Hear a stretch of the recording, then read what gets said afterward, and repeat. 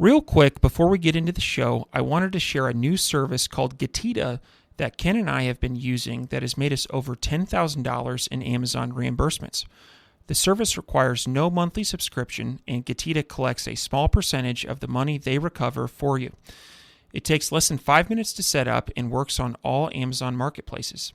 Go to Getita.com, Getida, and enter promo code FTM400. That's FTM for Firing the Man 400 to get your first $400 in reimbursements commission free. How much money does Amazon owe you? Welcome everyone to the Firing the Man podcast, a show for anyone who wants to be their own boss. If you sit in a cubicle every day and know you are capable of more, then join us. This show will help you build a business and grow your passive income streams in just a few short hours per day. And now your hosts, serial entrepreneurs David Schomer and Ken Wilson. Welcome, everyone, to the Firing the Man podcast. On today's episode, we have the pleasure of interviewing Gary Garth, who authored the book 0 to 100 Million Sales Blueprint, which is endorsed by top executives at Google, Amazon, Microsoft, Meta, and many more. In today's episode, we hope to share some wisdom from Gary's accumulated 20-plus years of sales and business learnings in hopes of helping like-minded entrepreneurs and sales marketing leaders like our audience. Welcome to the show, Gary. Thank you so much for having me. Absolutely. So to start off the show, can you share with our listeners a little bit about your background and your path in entrepreneurship? Absolutely. So I am what you can define as a serial entrepreneur. I started my first business when I was 20 years old. That's back in Denmark, Europe. In case you couldn't detect from the accent, that's my origin. Back then, this is nearly 25 years ago. I was in retail. I was selling DVD players. For all you young listeners out there, that's before everything became streamed.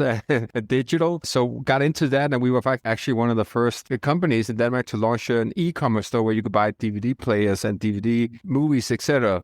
Fast forward a couple of years, I was fortunate to sell that business because we were first mover and we got swept up by a larger chain. And then I took my path into sales. I've worked in outbound call centers. I launched big call centers with 150 plus agents, like hardcore cold calling. This was back when it was no digital dialing IVRs. It was back when you had the handheld phone on your shoulder and you were just typing and you had a call list. You were scratching that out. So you really you learn how to hustle and navigate on the phone and talk to people's emotion, etc. And there was a good basis for my future endeavors because you learn all about like the principles of persuasion and how to, the emotional triggers of when we're buying stuff, the same that applies for when you're copywriting, etc. I segued from that into broadcast media. I was 5 years co-partner and media director for the largest radio station in Europe, Radio Energy, in the Danish division, and started to dabble around with media sales and channel sales. I was selling it to media companies and then also direct advertisers. And when all of a sudden offline started to get pushed by digital, Google, the little thing Google started gaining traction, I then shifted to the other side and started a digital marketing agency. But it was not in the conventional fashions. I always been kind of a risk taker. I basically flew across the Atlantic from Denmark to Nicaragua. That's in Central America for everyone. And with the objective of starting like an outsourced, low-cost, affordable, like high-quality solution marketing services for U.S. clientele. So that combination of and now it's a globally outsourced world post-COVID, et cetera. But back then it was different. So we were very fortunate. We grew exponentially. We had almost 5,000 advertisers, 300 million in managed spend. We became very close partners, Google, Microsoft, et cetera. And we were awarded like Inc. 5,000 fastest growing company 4 years in a row or so. And then we started doing channel sales as well. So I also learned that part of selling into other companies. Basically, I would sell our marketing services to other marketing agencies and teach them how to sell our solutions to their end customers. The scenario could be a website or creative agency that just wanted to add PPC as an additional layer stream, but I had to then fly out and teach their account executives, how could you upsell? How can you position this as a bundle in a more attractive way and expand your share of wallet per client? So those channel sales sales experiences, both with Google, Microsoft, with others, really gave me a lot of insight into what moves the needle. Like you start to see patterns when you hire thousands of reps in my own last company, but you're also responsible for training thousands of reps at other companies. You start to see what works, what doesn't. Like what sets a top performer apart from the rest? Why is almost 2 out of 3 sales reps fail? Why is it that 80% of companies cease to exist within 1 year? There's certain patterns and there's certain things that successful people do. That's basically when I had the experience of had the opportunity to step out of my last agency. I sold the shares in my company. I then decided to try to take my earnings and my experiences and launch a new set of businesses. I'm an angel investor. I also run a growth accelerator and marketing agency, and try to make a bigger impact this time by taking all the learnings and sharing with the world. And that's also why I decided to write the Serial 100 Million Sales Blueprint. That's awesome. And so, yeah, we're excited to have you on the show, Gary. Thanks for sharing your background, experience. It's a wealth experience. And for those on YouTube, watching on YouTube, we can see in Gary's background, he's got a massive collection of conferences and show badges and stuff. So definitely a wealth of experience. So first question I have for you, you brought up a really interesting statistic, and we hear it all the time in the business world. 80% of businesses fail within 1 year. I think that statistic goes up into the high 90s after 5 years. And so for the listeners, what are some things what should they not do to fall into that statistic? What can they do to be successful? The list of what not to do is very long. Maybe let's focus on what they should do. And you're right? The statistics is mind-blowing. Like, I think if I knew the statistics back when I was 20 years old and so forth, I would have probably never started my businesses, because you basically have it back up against the wall, right? And what is it? Like only 4% make it beyond 10 years, right? 4%. And only 10% of those 4% ever surpass $1 million in annual recurring revenue. I mean, so you're basically a mom and pop shop or a little lifestyle business. That's your, if you're successful. And then the very few, the 1% actually make it. So I think my 2 cents on that topic is, if you want to beat the odds, if you want to become successful, there's no silver bullet, to be frank. I hate to say it. And, but I also need to say it, because nowadays we're all Instagram, TikTok, LinkedIn, and everybody got a shortcut for everything. And there's a hack, and take this course and do XYZ, and you'll cut the learning curve. First and foremost, you got to do your research. You got to work your ass off, right? And be up for the journey. So that's in my book, it's 420 pages of basically how to set up, launch, and scale a business, again, from 0 to 100 million. But the first couple of chapters, even though it's a book that's very heavy on sales and marketing, it's all about getting into the right mindset and doing the right preparation. Like, so what to do, to be more specific, it's like, first and foremost, conduct proper research, right? So many companies, and I know this because I'm also a part-time angel investor. I have an accelerated platform, and I've been pitched like hundreds of times from companies, and I always not going to compare it like Shark Tank with my questions as specific as this, but like 99 out of 100 hasn't done proper planning. They haven't done competitive research. They haven't dived into the legality of selling a product, whether it's trademarked or not, building out a 3-year forecast, understanding what's the cost per acquisition going to be, what's the margins, what's the operational cost, then thinking about what resources do I need to execute on that. And then when you think about the resources needed to execute, I think the number one reason why companies cease to exist is because they fail to produce enough revenue, right? So sales is number one. Like I say in my chapter 2, it's like, I got 99 problems, but sales ain't one of them. That's why I'm still in business. I'm certainly not the smartest, the sharpest tool in the shelf. I don't have an MBA, anything like that, but I've always been focused to say, okay, I'd rather have a fulfillment problem than a sales problem. I mean, if I got revenue, I can pay myself out of the problems. I can find a consultant that can help me. I can hire smarter people than myself. So many entrepreneurs are professionals in their craft, right? They're very good engineers. They're very good accountants, whatever it may be. They want to jump into their own business, but they have a plan for everything else except for sales. So I put a strong emphasis on first figure out, double down on your strengths and delegate the rest. Do a proper assessment of who do you need to partner up with if you don't have that skill set, or who do you need to hire, and do you need to give them equity, and how do you do that? If so, to find the right VP of sales or your right partner who has sales skills, if if you are maybe engineer by trade. And then when you go to market, it's like, okay, let's factor sales into the plan. Like literally 9 out of 10 companies I talk with do not have a sales plan. They're more like, okay, let's put together a website and pitch a little bit, and then we'll start adding a CRM, and then maybe we hire one more salesperson, but there's not a replicated formula on how to do things. So creating a plan, beginning with the end in mind, goes a long, long way. And if you don't have the knowledge, I highly recommend mentorship, right? Stand on the shoulders of other giants, right? Success leaves clues. Follow other people who has already gone through that learning experience that can save you tens of years and hundreds of thousands of dollars in pain and losses, so to speak. So again, it's hard to give you a short answer. There's several things you need to do, and that's what I cover in the book, basically. Yeah, absolutely. Excellent advice. And one thing that we always say is sales solves problems. Without sales, it's hard to solve problems. So yeah, excellent. David, over to you. Absolutely. So as you have started many of your various ventures, what have been some of the struggles that you have run into, and how did you overcome those? That's a long laundry list as well. So to anybody who is considering to become an entrepreneur, just started as an entrepreneur, I just recently started new projects, and guess here where I am again, it's unexpected challenges, right? It's just part of the game.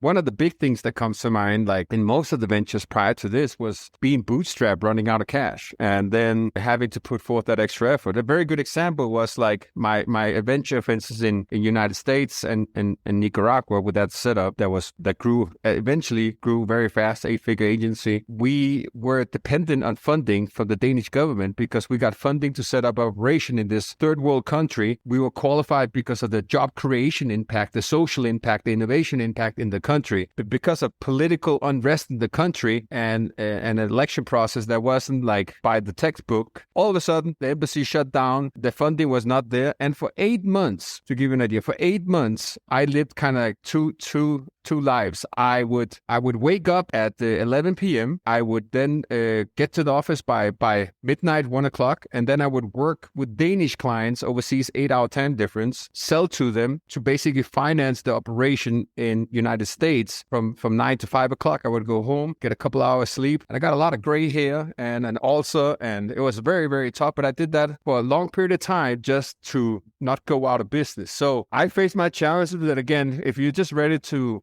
go all in on sales, you can typically solve those kind of challenges. Yeah, absolutely. So I'm detecting from your wealth of experience a lot of hustle, a lot of dedication, and then just conquering problems, which I think is just something that goes back to that statistic of that 80%, 90%, 95%. Like I think it just weeds out who's willing to go that extra mile. Having said that, can you discuss the path from 0 to 100 million in sales, the blueprint, maybe at a high level? Yes, absolutely. So the first thing is, as I mentioned, as an entrepreneur, as a founder, or whoever you have appointed for that is always think about okay, we only have so much time. So it's just like the Pareto principle or the 80-20 rule. Try to put all of your time into revenue generating activities at the first stage, right? It could be anything. Shoot Loom videos and send out to prospect. Create promotional copy, etc., that can be used to generate leads. Speak with prospects. Help your reps writing pitches. Whatever you can do, focus on revenue generate. And that's the first thing to get off the ground. And then once you get things off the ground, then you got to start hiring your first sales rep. That's where a lot of people then fail. And in my book, I have a whole chapter devoted to that where it says great salespeople are made, they're not born. So if you go into a business, a common mistake is okay, we got let's search for other experienced salespeople in this industry. They want 6 figures because they're already proven successful in another company. They got to join your startup. You got to give them equity. It's a really hard hire and it's going to cost you a lot of money. And very often they fail. Why? Because they have been used to a different support system. Maybe marketing was feeding them all the leads. Maybe they had a strong sales ops team that did a lot of the administration work. Maybe you had a different product or different audience, deal customer profile. So there's many reasons why they don't necessarily prior success means success in the current Joe. So instead, I put in my book that have 20 attributes to look for in your future sales champion, right? What are the kind of things because if you have the right sales plan, if you have the right coaching framework, an onboarding plan for 90 days, so they learn everything, and if you can, document what you have tested out and what works and put it into systems, you can hire, they just need to have the right attributes and the right attitude, and you can coach them for the rest. And And then that's kind of like the first layer. Then how do you go from 1 to 2 to 10 people, right? And then once you hit 10, 20 people, you need to have a good VP of sales or sales manager or chief revenue officer, whatever it is. And that's like the next phase where you need to make sure that you're finding somebody that can create systems and frameworks for scale. And what I mean by that is it's all about having processes for everything. It's making sure that your technology is paired up with those processes so that all of a sudden you aiming for efficiency, effectiveness, and it becomes scalable, right? So that's one of the next things. And that comes also with, like I put in my book, with organization comes empowerment, right? So finding, for instance, a sales operations person or somebody that can tie everything from strategy down to technology to performance and operation, that it really is tied up together. Then further steps is, and I'm just on a rant here, sorry guys, but it's not a simple answer to it. But another thing is, like I have in chapter 11 of my book, perceive value and influencing deal success rates. What do I mean by that? Well, very common, like that makes a lot of companies hit the glass ceiling, is that now you start building, you're creating a company, there's 30, 40 employees or so, and you're still walking around as a founder, spinning wheels, making it all work, right? Creating processes, but you have your marketing and sales team that's really trying to push forward, but they're working in different silos, right? You got the marketing guys with their metrics and KPIs, and you got your sales guys, and they're not unified, right? So that's basically like the popular concept of marketing, making sure that you're aligning the sales metrics, marketing metrics, KPIs into one system, right? So everybody's pursuing the same goals and focusing on the same direction. Magic happens simply when you master that. And even the biggest companies have challenges with that in these silo organizations. So that's why I devote a whole chapter in the book, that's chapter 6. In God we trust, everybody else brings data. Make sure that you define the top 25 metrics that are your important metrics to get achieve your KPIs, your numbers, right? Many people say, okay, well, yeah, we got to get sales, but what does that mean, right? Break down the whole funnel. Think of it from a marketing standpoint and get everybody pushing towards the same activities. So there's a lot of things to that. One of the last chapters is then with the significance of technology and scale. And I know I'm preaching to the choir here, because technology nowadays gives you the ability to speak to hundreds of millions of people at once, right? If done the right way. And it's at the same time, it could be counterproductive. Like one of my favorite authors is Jim Collins, the author of Good to Great, Great by Choice, etc. In one of his books, and I remember it clearly, he had these 10 companies amongst 1,400 on the NASDAQ, right, that outperformed the rest by 30x. And he examined these, and it's based on data, and he examined like, what are the commonalities? What do they think what do they all do that makes them successful and take them from good to great? And one of the things was that they use technology as an accelerator. They only adopt technology when it can amplify what they're really good at, and then is scaling things up. And nowadays, I think like last time I checked, an average company has about 60 applications, sales, marketing, operational tools, and trying to piece that all together so it makes sense. And everybody's following that's an important piece of the puzzle as well. So to get to 100 million is my point. You need to factor in all those things, and there's a certain roadmap where you have to implement all the different steps in order to get to that point. Very nice. I like that. And your book is available. Where can we buy this book? Yeah, it's $30 on Amazon, paperback, hard copy. There's also a Kindle version. But if okay with you guys, I would love to give a promo to all your listeners and basically a giveaway of my book. Why? Because again, like I made a lot of money of my last company, and for me, I use it a lot, obviously as a lead generator, but one of the most gratifying things is to talk with entrepreneurs and them giving them a little feedback. Hey, that helped me really take this to the next level. So I like to give this book to all entrepreneurs. And if you go to my website, GaryGarth.com, you can also go to the domain 0 to 100million.com. You can go to the book and you can type in the coupon for your show. Let me just pull it up. Firing the Man. You put in Firing the Man all in one into the coupon code, and you get the book for free. There's just a $10 shipping and handling fee for domestic shipping in US, and you'll get this bad boy for 420 pages sent to you. Awesome. I'm going to be doing that immediately following this podcast. So I welcome your feedback. Thank you.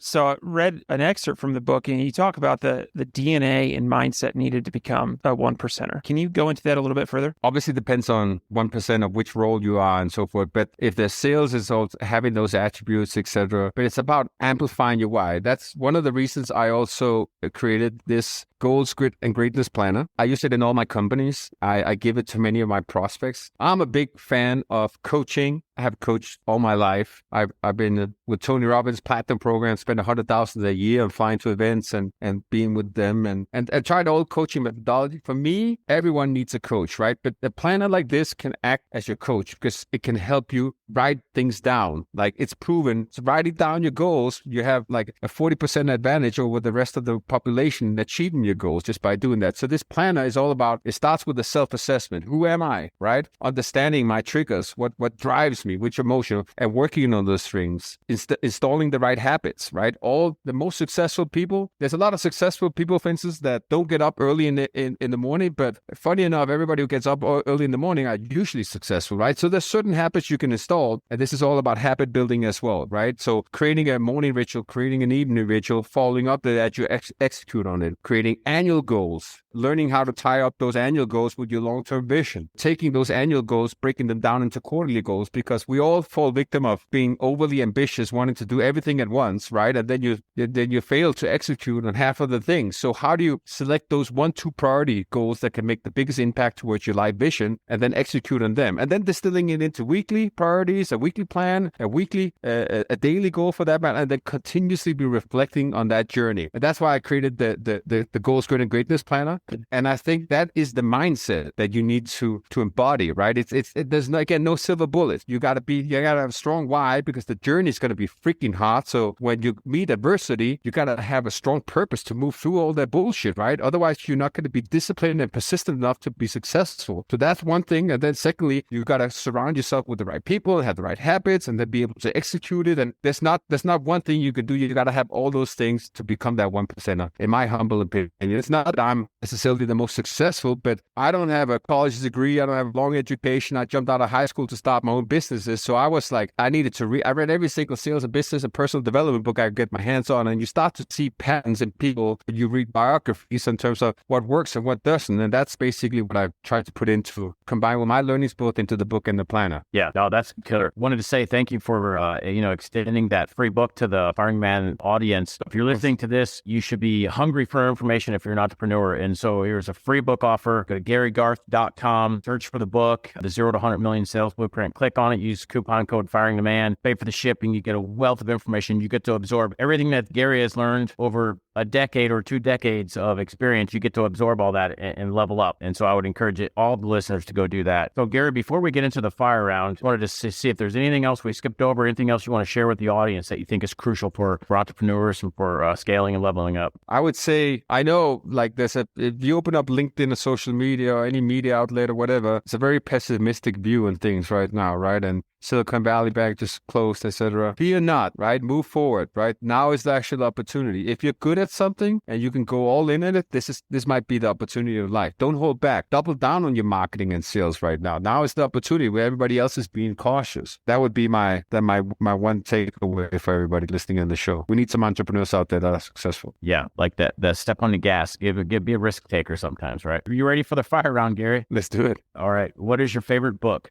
Favorite book? There's a lot. That's what I'm thinking. You know what? I really liked Shoe Dog by Phil Knight, the founder of Nike. Amazing book, right? His whole entrepreneurial journey, even a $100 billion company like that, the amount of problems that he faced is like I put in my book. It's just common, expected. And how he overcame it. That was just like, I couldn't put the book down. Yeah, I'm the same. I couldn't put it down. And the stories in there were like, right? Yeah. Yeah. What are your hobbies?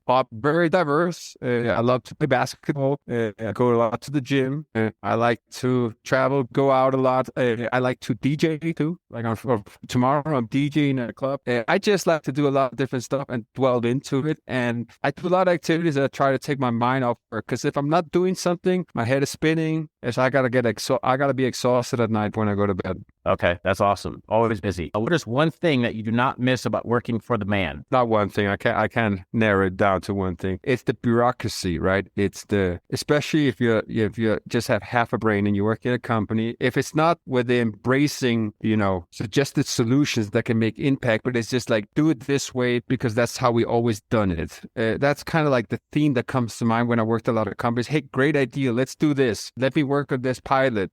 I know I'm hired for this, but would I be able to do that? That's not necessarily for all companies. For instance, I worked very closely with Google for 10 years and their channel sales program, and they hired me to enable agencies. And they have, like, for instance, that 80-20 rule where you're allowed to 20% of your time work on job activities that's not in your job role per se. So it's not everybody. 9 out of the 10 men out there, they will tell you do this and shut the fuck up and move on. And that's one thing why I would probably not go back to that. Okay, excellent. What do you think sets apart successful entrepreneurs from those who give up, fail, or never get started? Discipline to do what's needed. The hard things. Putting sales first, for instance, it's freaking uncomfortable to talk with a prospect or get rejected 99 times in a row. But having the discipline to do the hard task and then do it consistently, do it on a daily basis, forgetting the putting the excuse mentality on the side, that's the number one thing. The rest you can figure out. Just having discipline, that's a hard one for everyone. That's why you got to write it down and have it in your face. Like every time and time again, like I'm very conventional. Like I would print down stuff out and put it on my fridge or in my bathroom mirror, etc. So it's just up in my face all the time. So I kind of like coach myself, come on, this is the goal. Let's push through it. That's awesome. Yeah, I really like that. So I've got a bonus one for today, the audience, and this is just because from Gary's from Denmark, and so Denmark is, if for anybody that doesn't know, I recently found this out. They're usually in the top 3 to 5 most happiest countries in the world. And so, Gary, can you share anything from your home country that you're like? If anybody's on YouTube watching this, Gary's been smiling like the whole podcast. He's a happy guy.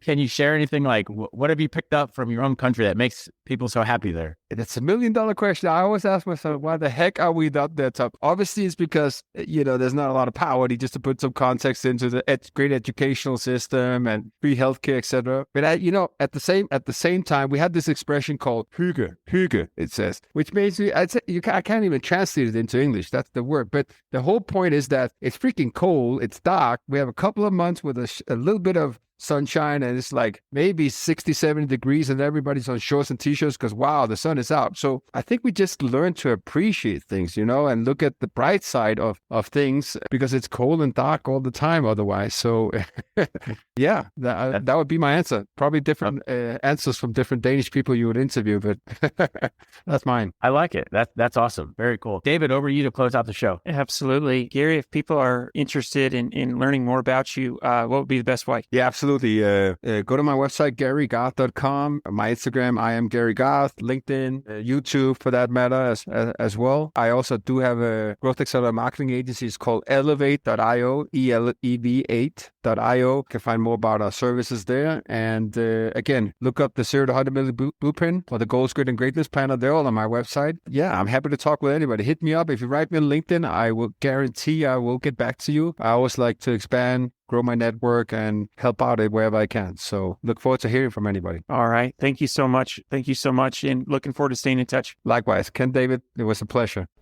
Before you go, we wanted to share a new service that Ken and I have been using called Getita that has made us over $10,000 in Amazon reimbursements. The service requires no monthly subscription, and Getita collects a small percentage of the money they recover for you. It takes less than 5 minutes to set up and works on all Amazon marketplaces. Go to Getita.com, Getida.com, and enter promo code FTM400. That's FTM for Firing the Man 400 to get your first $400 in reimbursements commission free. How much money does Amazon owe you?